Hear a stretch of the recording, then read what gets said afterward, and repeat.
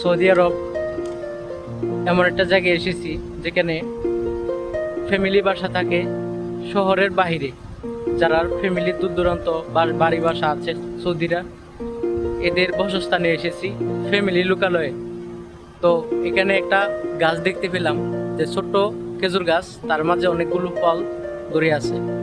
এরিয়াটা কেমন, চলো এক নজর ঘুরে দেখি যে সৌদিরা ফ্যামিলি বাসস্থান দেখতে কেমন হয়। বিশেষ করে আমাদের ঢাকা শহরের মতো এত এলোমেলো না, প্রায় গুছালু বলে চলে। অনেক সুন্দর এরিয়ারা, কোনো জায়গায় ময়লা বা আবর্জনা সেরকম কিছু নাই, পরিষ্কার পরিচ্ছন্ন। চলো আরো কিছু দেখি। যেখানে আমি অবস্থান করতেছি সৌদি আরব দাম্মাম সাফওয়া এরিয়াতে অবস্থান করতেছি। চলো ঘুরে দেখি দাম্মাম সাফওয়া এরিয়াটা কেমন। তাহলে চলো দেখি খেজুর গাছটা ঘুরে ফিরে তার ফলগুলো কেমন লাগে খেজুর গাছটার সৌন্দর্য। চলো উপভোগ করি।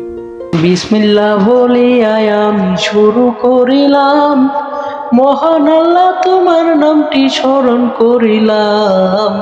তোমার দয়ায় বেঁচে আছি, তুমি রহমান আল্লাহ।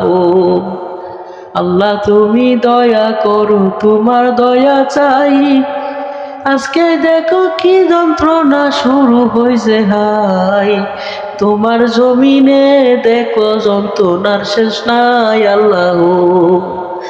আলেমে আলেমে দেখো ঝগড়াঝাটি করে, একে অপরকে কাদা ছুঁড়ে মারে। এক আলেমে আর একজনকে শুধু গালাগালি দেয় আল্লাহ। এক আলেমে আর একজনকে শুধু গালি দেয়। কোরআনের কথা বলে মিথ্যে ছড়াইছে, রাসূলের শান গান মিথ্যে কথা গায় আল্লাহ। সুন্নিয়ার নামে দেখো ওয়াহাবিরা বলে, ওয়াহাবের অ্যালার্জি